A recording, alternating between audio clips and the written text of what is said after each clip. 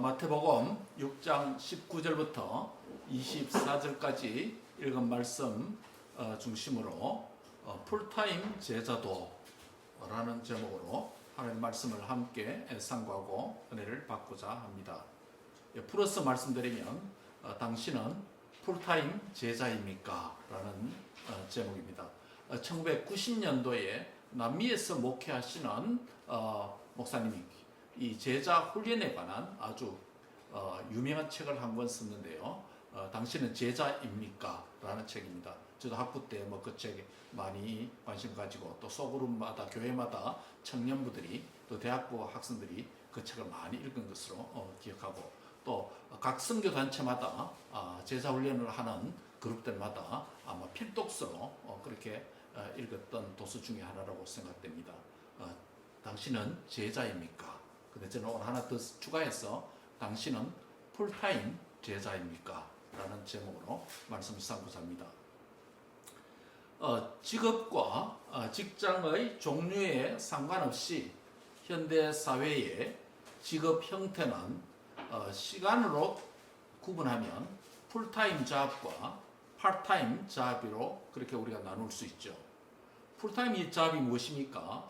그것은 일반적으로 하루에 8시간, 주 4일에서 5일 근무, 한 주에 총 40시간 이상의 일을 하면서 각종 베니핏들을 직장으로부터 받는 잡의 형태를 우리가 풀타임 잡이다 라고 그렇게 부르죠. 또 파트타임 잡이 있습니다. 이것은 하루에 단지 몇 시간씩 또는 한 주에 며칠만 일하는 형태로서 한 주에 40시간 되지 못하는 40시간 미만의 시간을 개인의 목적으로 또 여러 가지 삶의 상황 때문에 그렇게 선택하는 직업의 유형을 우리는 파트타임 잡이다 라고 그렇게 부릅니다. 소위 이것을 알바라고도 그렇게 하죠. 그렇다면 이런 개념을 그리스도인 또 예수님의 제자라고 하는 신앙의 측면에서 한번 생각해 보려고 합니다. 여러분은 파트타임 그리스도인입니까? 파트타임 성도입니까? 파트타임 제자입니까? 하나님께서 성도로 제자로 그리스도인으로 부름받은 우리에게 주시는 임금, 즉 하늘의 상급을 바라보면서 우리 자신의 재능과 은사와 직분과 달란트를 주를 위해서 활용하고 사용하는 그런 풀타임 그리스도인입니까? 풀타임 성도입니까? 풀타임 제자입니까? 교회는 파트타임 교회 직원이 있을 수 있습니다. 그리고 풀타임 교회 직원도 있을 수 있습니다. 그렇죠? 우리 파트타임 전도사님, 풀타임 전도사 얼마든지 있을 수 있습니다. 그러나 파트타임 그리스도인, 파트타임 성도, 파트타임 제자는 있을 수가 없는 이야기입니다. 왜냐하면 저와 여러분을 부르신 예수님을 나의 주님으로, 나의 왕으로 영접하고 믿고 고백하는 성도는 전 삶을 내 것이 아닌 주님의 것으로 인정하며 그렇게 주와 복음과 그분의 교회를 위해서 살아야 하는 풀타임 그리스도인이기 때문에 그렇습니다. 오늘 우리는 읽은 본문을 중심으로 나는 파트타임 성도인지 파트타임 그리스도인인지 파트타임 제자인지 아니면 풀타임 제자와 그리스도인인지 한번 상고해 보려고 합니다. 우리 모두는 풀타임 성도로 풀타임 그리스도인으로 그리고 풀타임 주님의 제자로 살아야 됩니다. 그렇게 우리를 부르셨기 때문입니다. 먼저 오늘 이 본문을 중심으로 해서 우리는 두 가지 포인트를 가지고 상고를 합니다. 첫 번째 포인트는 하나님의 나라는 나의 재물과 나의 재능을 보관하는 은행이다 라는 측면입니다.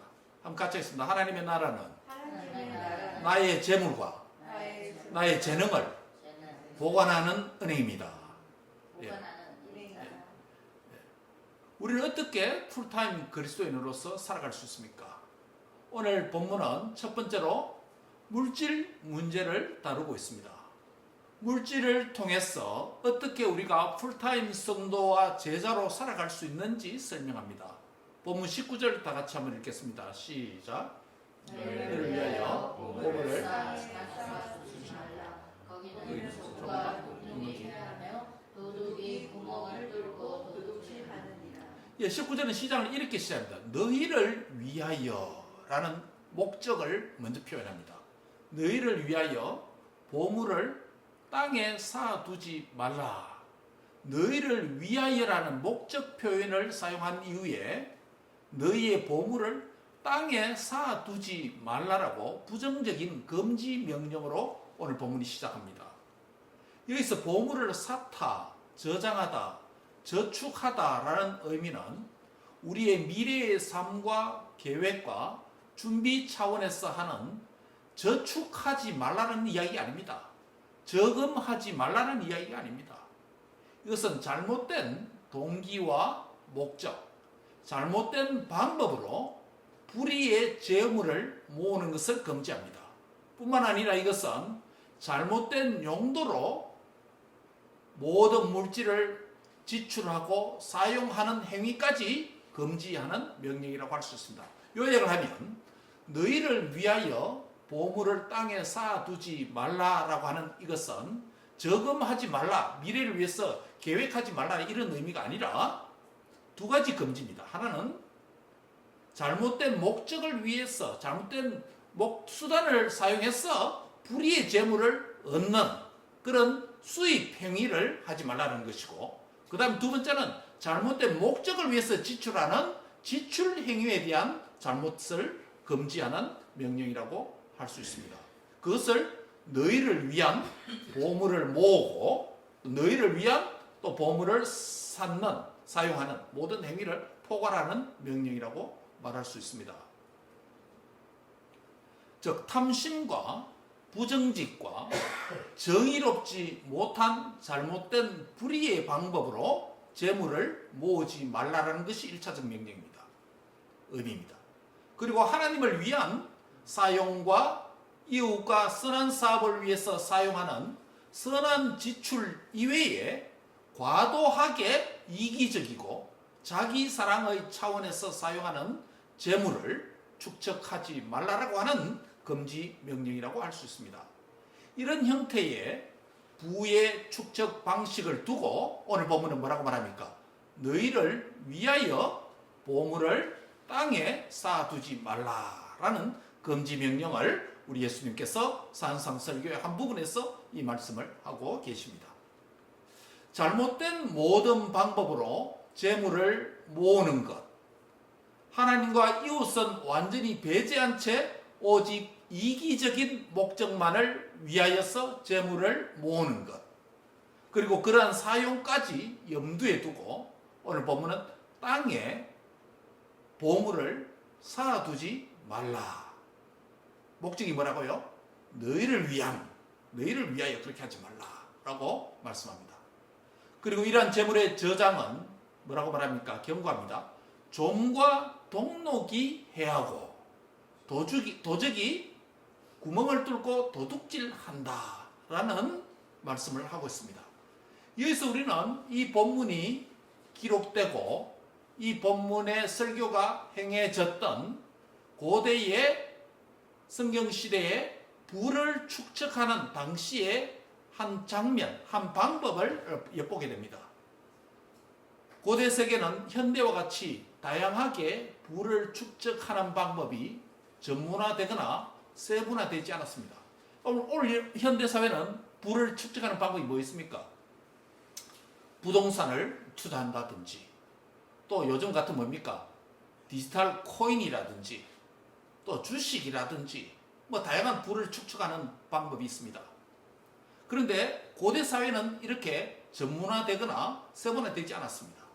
그래서 고대 사회는 주로 자신의 부를 축적하는, 저축하는 방법이 몇 가지 있었습니다.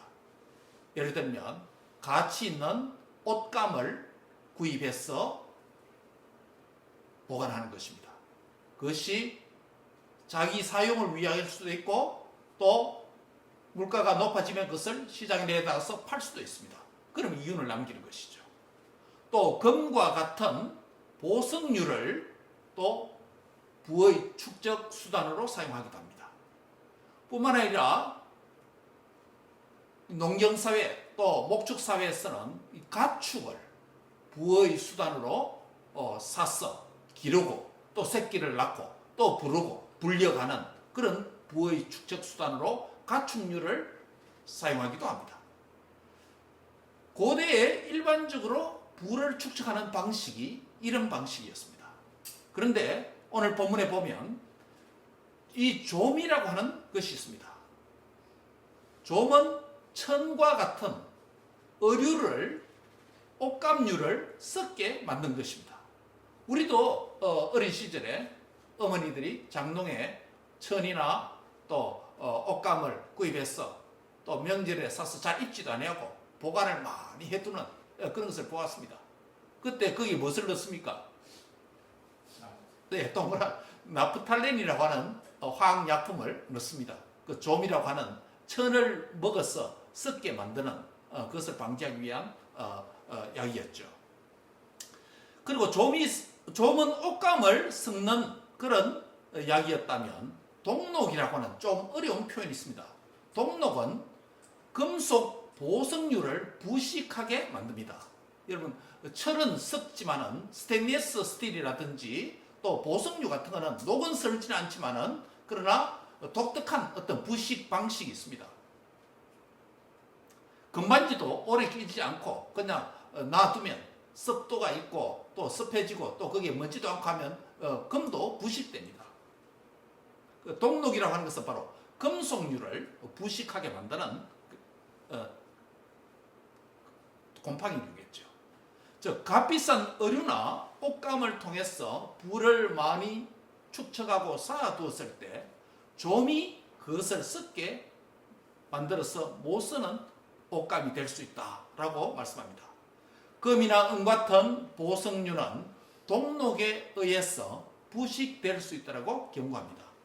여기서 좀과 동록은 가치 있는 것들을 가치 없도록 만드는 자연적으로 시간이 지나면서 생겨지는 자연적인 대적들이다라고 말할 수 있습니다. 그리고 또 하나가 있는데 도둑이라는 표현이 나타납니다. 도둑은 구멍을 뚫고 도둑질을 한다라고 경고합니다. 좀과 동록이 자연적인 대적이라면 도둑은 사람에 의한 즉 사회적인 대적이다라고 말할 수 있습니다. 좀과 동록, 도둑은 모두 사람이 모아둔 재물을 무가치하게 만들거나 손해보거나 송두리째 빼앗아 없어진다라고는 말씀으로 말씀하고 있습니다. 한마디로 가치 있는 재물이 낡아지거나 없어져서 큰 손해를 남긴다는 의미로 오늘 본문에서 우리 주님께서 말씀하고 있습니다. 그것도 그토록 아끼고 가치 있는 재물이 엄청난 손해를 입게 된다라는 방식으로 말씀합니다. 결국 땅 위에서 부를 축적하는 방식은 항상 안전하지 않다라는 것을 말씀합니다. 가치 있는 재물이 무가치해지거나 또는 그 가치가 없어져 버린다라고 말씀하는 것입니다. 이것은 현대사회도 마찬가지입니다. 재물을 완벽하게 관리하고 재테크를 잘하고 부를 컨트롤하고 통제하는 사람은 완벽한 사람은 이 땅에 존재하지 않습니다. 여러분 잘 아시는 투자의 귀재라고 불려지는 누구요? 워런 버핏도 그의 투자가 항상 승리하는 것은 아니었죠. 현대사회의 유명한 주식 투자가나 재테크에 탁월한 재능을 보이는 자도 늘 그런 것은 아닙니다. 만약 재물을 인간이 마음껏 통제하고 컨트롤을 한다면 요즘과 같은 금융위기나 또 어려움은 없어야 되죠. 얼마 전에 한국에서 몇 년 전에 우리 금융위기가 있지 않았습니까? IMF.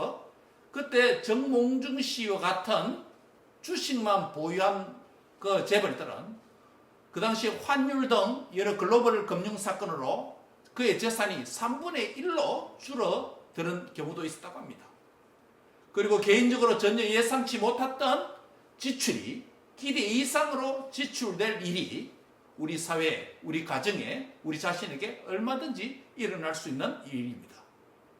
오늘 본문에서 좀과 동록과 도둑이라는 표현을 썼지만은 현대인에게 있어서는 다양한 방식의 좀과 동록과 도둑이 있을 수 있다라는 것으로 우리가 해석할 수 있습니다. 좀과 동록과 도둑이란 말이 결국 저축한 재물이 없어지게 하는 원인들로 오늘 본문에서는 사용되고 있습니다. 이와 반대로 오늘 본문 20절은 또 비슷한 말씀을 합니다. 오직 누구를 위하여? 너희를 위하여. 19절에도 너희를 위하여라는 표현을 썼습니다. 똑같은 표현입니다. 근데 한 가지 부사가 하나 있습니다. 오직 너희를 위하여서 보물을 어디에 쌓아두라? 하늘에 쌓아두라 라는 대안의 말씀을 하고 있습니다. 부를 하늘에 쌓아두는 것은 부를 저축하는 자, 곧 자기 자신을 위한 것이다 라고 말씀합니다. 그러니까 자기 자신을 위한 것도 두 가지가 있다는 것이에요. 하나는 부를 어디에 쌓는 것? 땅에 쌓아두는 게 있고, 자기를 위해서 땅에 쌓아두는 게 있고, 또 자기를 위해서 하늘에 쌓는 것도 있다는 거예요. 그 둘 다 목적은 자기를 위한 거예요. 그런데 결과는 완전 다른 것입니다. 하늘에 쌓아두는 재물은 좀이나 동록과 같은 자연적인 적들이 무가치하게 만들 수가 없습니다. 사회적인 대적인 도둑이 도둑질을 할 수도 없다라고 말합니다. 매우 안전한 부의 저장 장소라고 말합니다. 그것도 상대적이 아니라 절대적으로 안전한 부의 축적 방식이라고 설명합니다. 하지만 이것은 반드시 경제적인 원리로 말하는 것만은 아닙니다. 여기에 영적인 원리와 원칙이 암시되고 있습니다. 즉, 이 땅에서 소유한 부를 가지고 하늘에 쌓아둘 때, 즉 하나님을 위하여서, 하나님의 뜻과 영광을 위해서 하늘에 쌓아둘 때, 그것이 항상 반드시 돈으로 물질적인 이윤과 갚아주심이 항상 있다라는 말은 아닙니다. 그렇죠? 예. 뭐 그럴 수도 있습니다. 또한.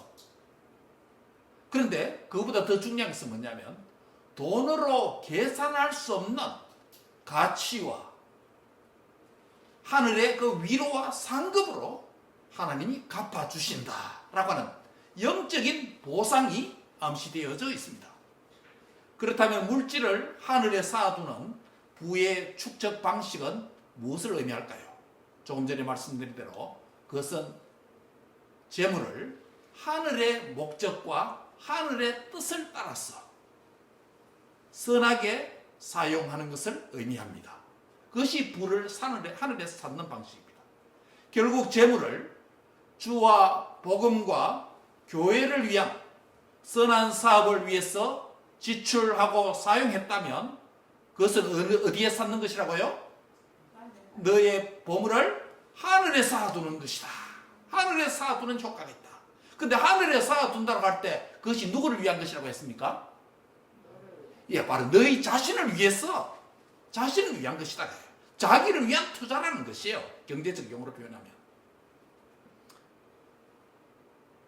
그런데 이러한 하늘의 저축 방식, 하늘에 쌓아두는 방식은, 그 부의 사용과 축적은 믿음이 없이는 할 수 없는 행위라는 점입니다.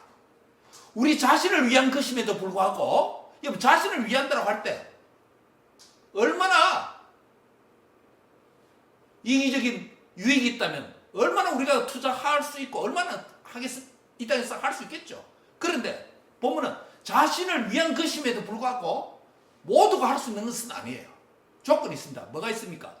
믿음이 있어야 이 투자가 손해 안 보고 이 투자하는 곳이 받는 대상이 하나님이다. 하나님의 나라다.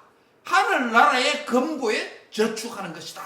이런 신뢰와 믿음이 없으면, 이런 크레딧을 갖지 못했다면 감히 할 수 있는 행위가 못 됩니다. 결국 자기를 위한 유익을 얻지 못한다는 것이에요. 경제의 원칙으로만은 이해될 수 없는 부분이라는 것입니다. 그런데 물질에 대한 태도와 실제 사용하는 용도를 보면 우리 자신이 파트타임 제자인지 풀타임 제자인지 가장 분명하게 알 수 있는 가시적인 조건이 됩니다. 왜냐하면 지출하고 사용하는 재물에는 그 재물 자체만 중립적으로 지출되고 사용되는 것이 아니라는 것입니다. 물질의 사용과 지출에는 그 사람의 사용자의 지출자의 뭐가 담겨 있습니까? 생각과 철학이 담겨 있습니다.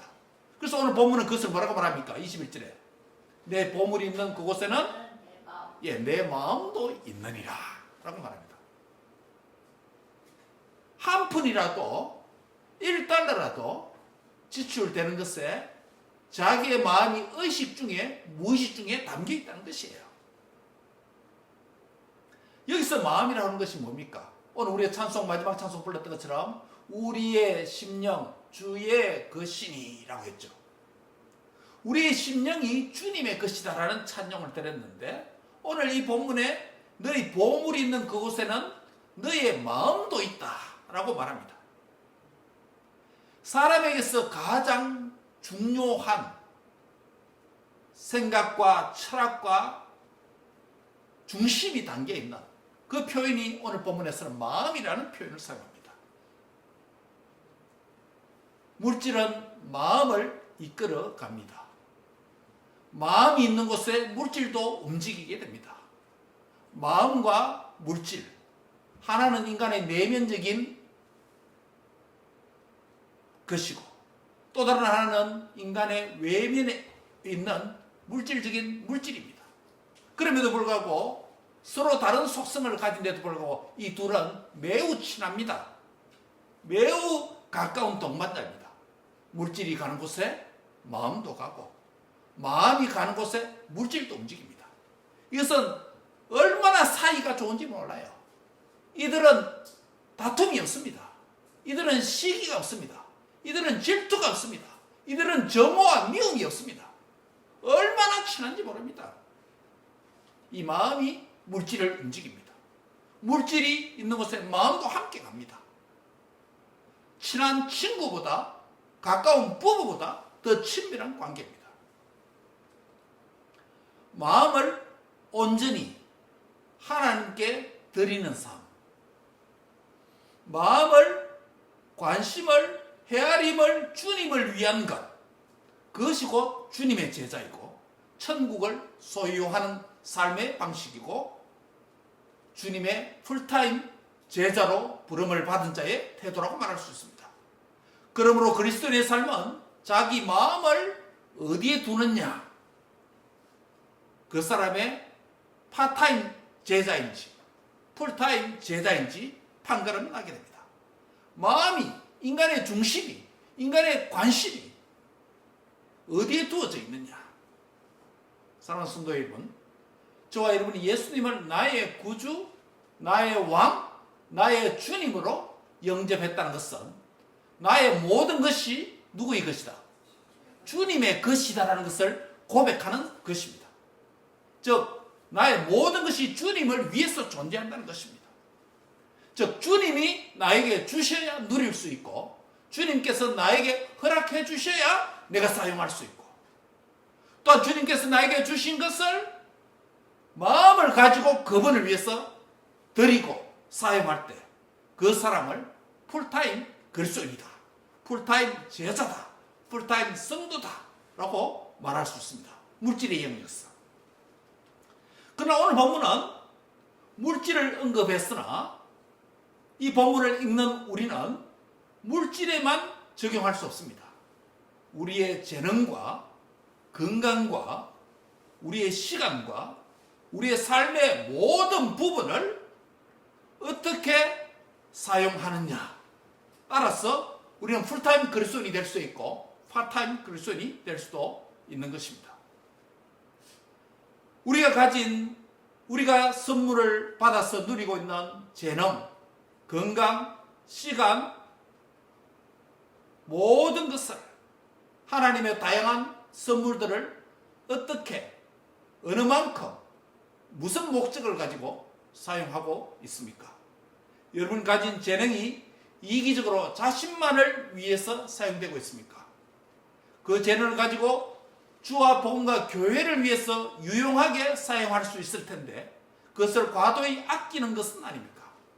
이런 경우 여러분의 재능과 은사는 좀과 동록이 먹어버린 경우라고 할 수 있습니다. 이런 경우 도둑이 구멍을 뚫고 여러분의 재능과 은사는 도둑질 당했다고 할 수 있습니다. 달란트 비유의 용어로 설명하면 나의 달란트를 어디에 묻어버렸다? 땅에 묻어둔 경우라고 할 수 있습니다. 우리의 건강도 마찬가지입니다. 여러분의 건강은 주와 복음과 교회를 위해서 잘 사용되고 있습니까? 여러분의 시간은 주와 복음과 교회를 위해서 헌신되고 있습니까? 여러분의 전 삶은 주와 복음과 교회를 위해서 아낌없이 사용하고 있습니까? 그렇지 않으면 그 받은 달란트를 땅에 묻어놓고 있습니까? 좀과 동록과 도둑이 침범하여서 가치없게 무가치하게 가치를 상쇄해버리는 석도로 땅에 파묻어 놓고 있습니까? 이것이 다 좀과 동록과 도둑이 해야 하는 것입니다. 우리의 건강을 도둑이 구멍을 뚫고 도둑질할 수 있습니다. 우리의 시간을 도둑이 구멍을 뚫고 도둑질할 수 있습니다.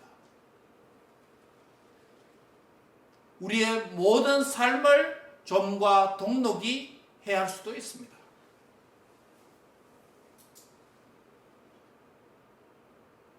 우리가 하나님으로부터 받은 다양한 재능과 은사와 시간과 전 삶을 좀과 동록이 도둑이 하지 못하는 하늘에 하나님 나라를 위해서 저축하고 사용하는 복된 풀타임 그리스도인이 다 되시기를 주의 이름으로 축복합니다.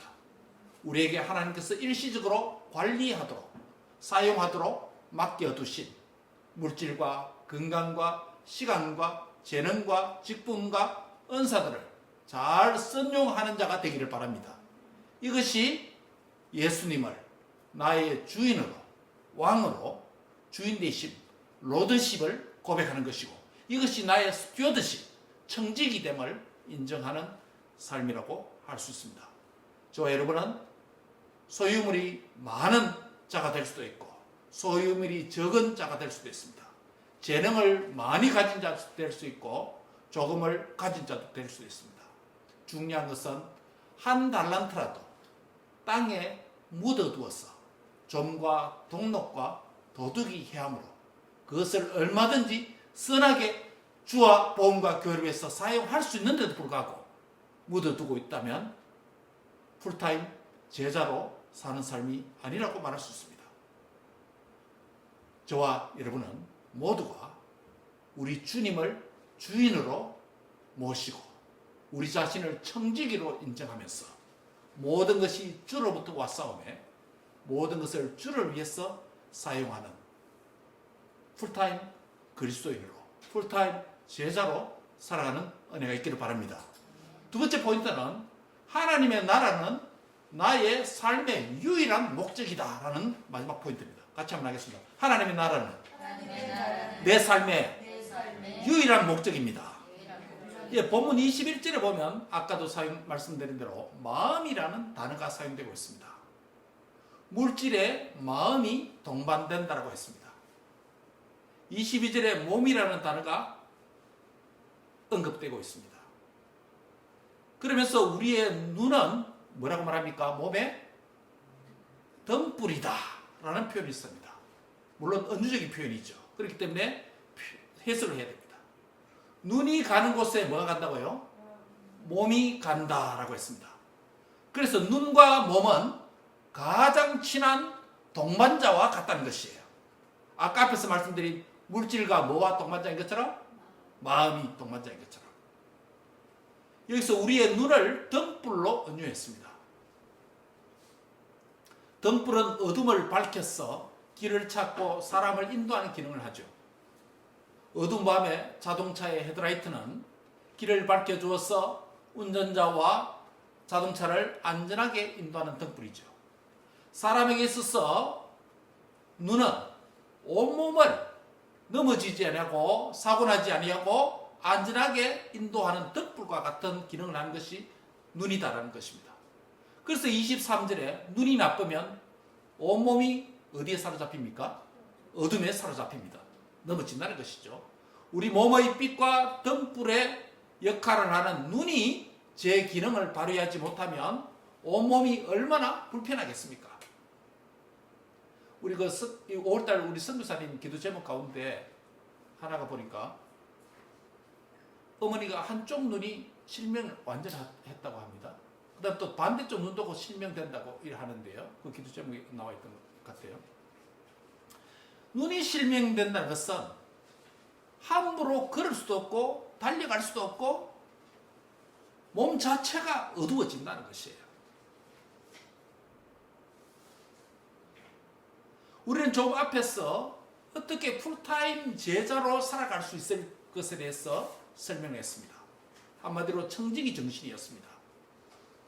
하나님께서 주신 것을 저축하고 선용하는 것과 제자도와 관련해서 말씀한 이후에 오늘 본문의 이 뒷부분에서는 우리는 풀타임 제자의 삶을 또 다른 방식으로 우리 주님께서 설명하고 있다는 것이에요. 그것이 무엇입니까? 우리의 관심이라고 하는 부분입니다. 이 관심이 신체의 보는 기능을 무슨 기관으로 표현했습니까? 눈이라고 하는 기관으로 설명했습니다. 눈이라고 하는 것은 관심을 있는 쪽에 보게 됩니다. 관심을 표출하는 것이 눈입니다. 눈이라고 하는 기관은 내가 관심 있는 곳에 보고 싶고자 하는 곳에 향하게 됩니다. 그것을 뭐라고 말합니까? 시선이라고 하잖아요. 여러분이 시선이 어디 있습니까? 시선은 내가 관심 있는 곳에 시선이 가게 됩니다. 우리는 하나님 나라의 백성으로 부름을 받았습니다. 주님의 제자로 부름을 받았죠. 우리는 그래서 예수님을 주라고 고백합니다. 여러분 예수님을 주라고 고백하는 자 맞습니까? 아멘입니까? 우리가 예수님을 나의 주라고 고백하는 의미가 무엇입니까? 그것은 나의 주인이신 예수님을 위해서 산다는 것입니다. 그분의 명령에 순종한다는 것입니다. 나의 뜻을 내려놓는다는 것입니다. 그분의 목적만을 위해서 존재한다는 것입니다. 나의 일부만이 아니라 나의 전부가 주의 것이고 나의 전부가 주를 위해서 관심을 가지고 사용하고 저축한다는 것입니다. 이것이 그리스도인의 삶의 라이프 스타일이 되어야 합니다. 이것이 성도의 삶의 패턴이 되어야 됩니다. 이것이 풀타임 그리스도인, 풀타임 제자의 삶이라고 말할 수 있습니다. 풀타임 제자의 삶의 관심은 어디에 두어야 된다고요? 하나님 나라라고 하는 것이 초점, 목적이 되어야 됩니다.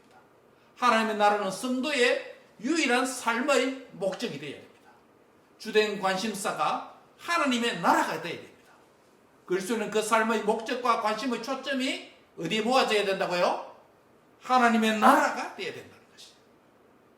왜냐하면 이 땅에서는 잠시 살고 영원히 하나님의 나라로에서 살고 이 땅에서 사는 삶조차도 하나님의 나라가 주의 나라가 나를 통해서 이 땅에 임하기를 사모하는 천국 백성으로 사는 삶이기 때문에 그렇습니다.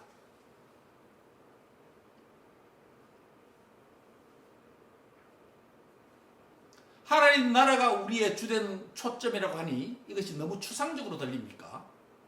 쉽게 설명하면 교회가 우리의 관심의 초점이 되어야 됩니다. 성도를 섬기는 것이 우리의 관심의 초점이 되어야 됩니다. 섬기만 받는 자리에서 나도 믿음이 더욱 자라서 다른 사람을 섬기는 청지기로 더욱 성장하는 은혜가 있기를 바랍니다.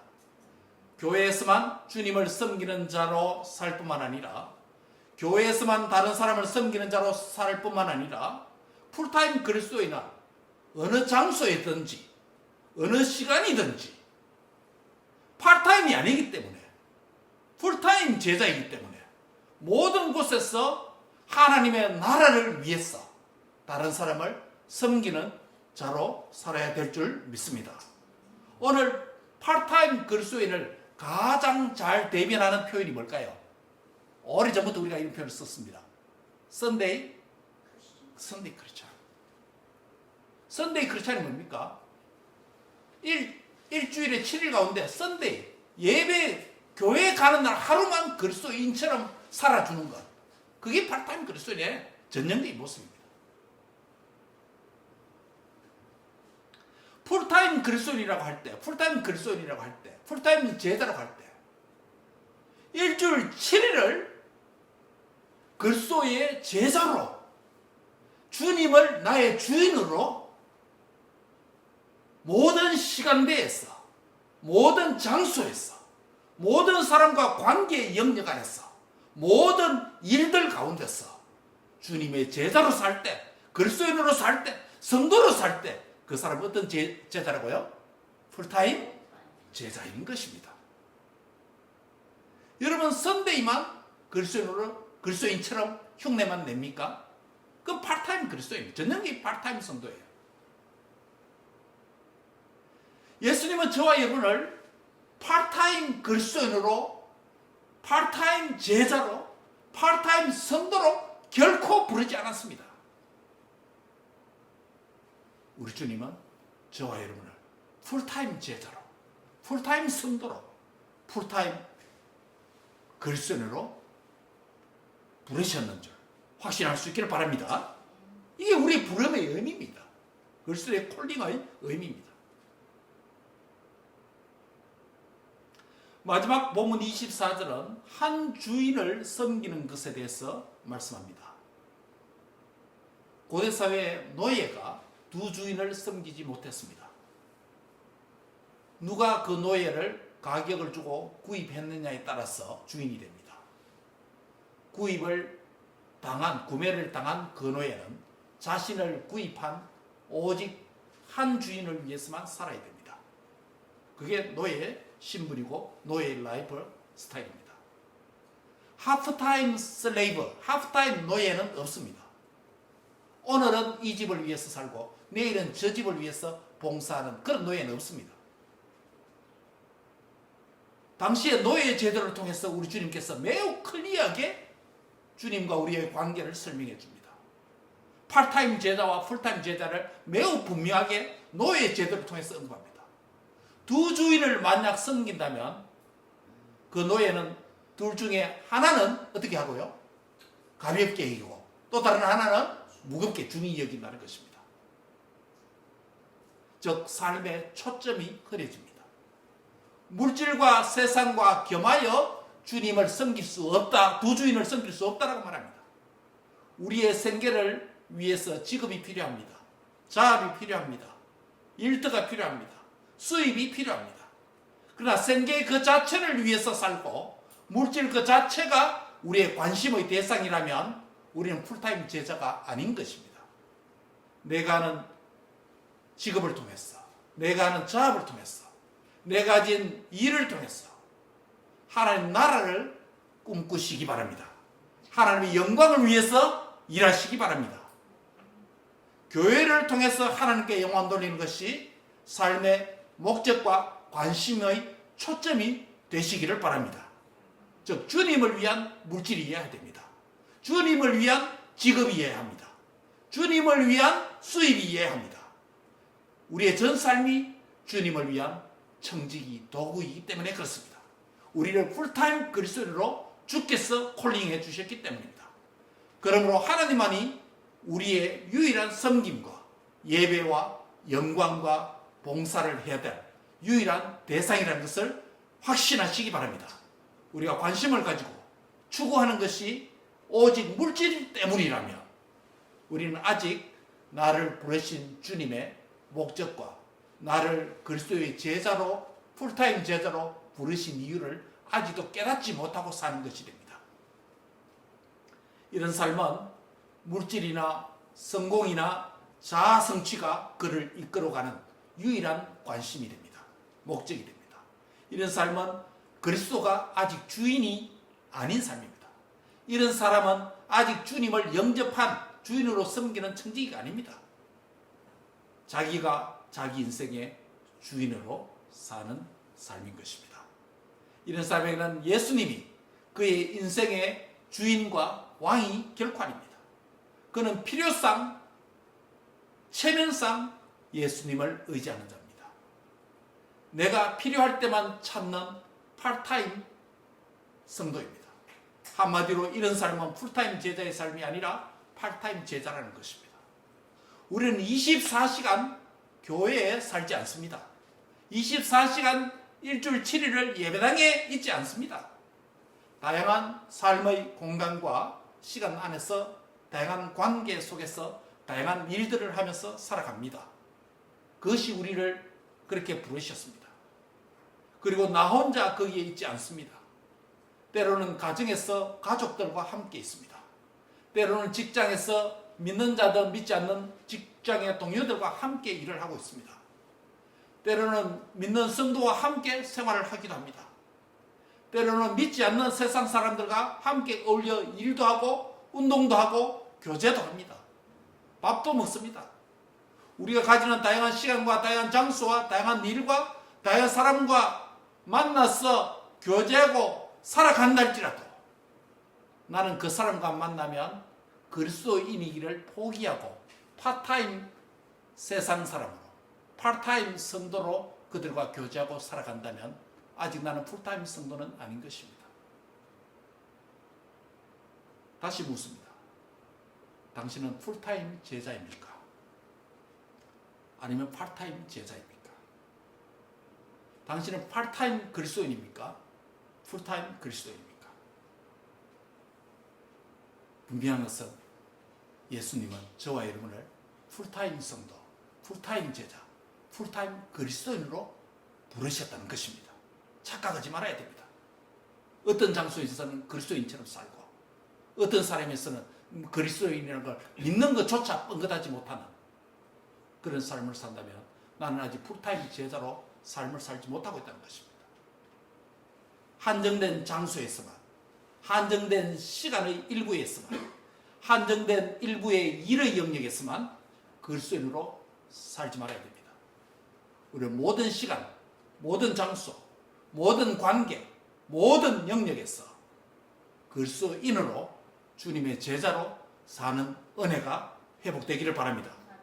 만유의 주님을 나의 주로 믿고 제자가 된 저와 여러분은 모든 장소에서, 모든 시간에서, 모든 공간에서, 모든 삶의 이슈와 관계 안에서 주님의 제자로 사는 은혜가 있기를 바랍니다. 그렇게 하는 삶이 하나는 사랑하고 하나는 가볍게 여기는 나누어진 파타임 노예 같은 그런 삶이 안 되는 것입니다. 모든 사람과 모든 시간 안에서 모든 경우에 주가 되시는 만유의 대주제가 되시는 그 주님이 나의 주님이라는 것을 믿으시기 바랍니다. 나는 이 영역에서도 예수님은 나의 주님입니다. 나는 저 영역에서도 예수님은 나의 뭐라고요? 주님입니다. 나는 월요일에도 예수님이 나의 주님입니다. 나는 썬데이도 예수님은 나의 주님입니다. 저 윗길에 끝말에 가서 토요일에도 예배가 없는 목요일에도 예수님은 나의 여전히 동일하신 주님이고 나는 그분의 청직인 줄 믿습니다. 말씀을 맺습니다. 오늘 본문은 물질만 언급했지 사실은 물질과 시간과 재능과 은사와 우리가 가진 모든 것을 어떻게 어떤 목적과 어떤 관심을 가지고 어디에 얼마만큼 사용할 것인가 그 문제가 우리의 정체성을 결정한다라고 말씀합니다. 그 정체성이 뭐라고 말합니까? 나는 풀타임 제자입니까? 나는 파트타임 제자입니까? 이 질문에 우리의 삶으로 응답하는 복된 은혜가 있기를 주의 이름으로 축복합니다.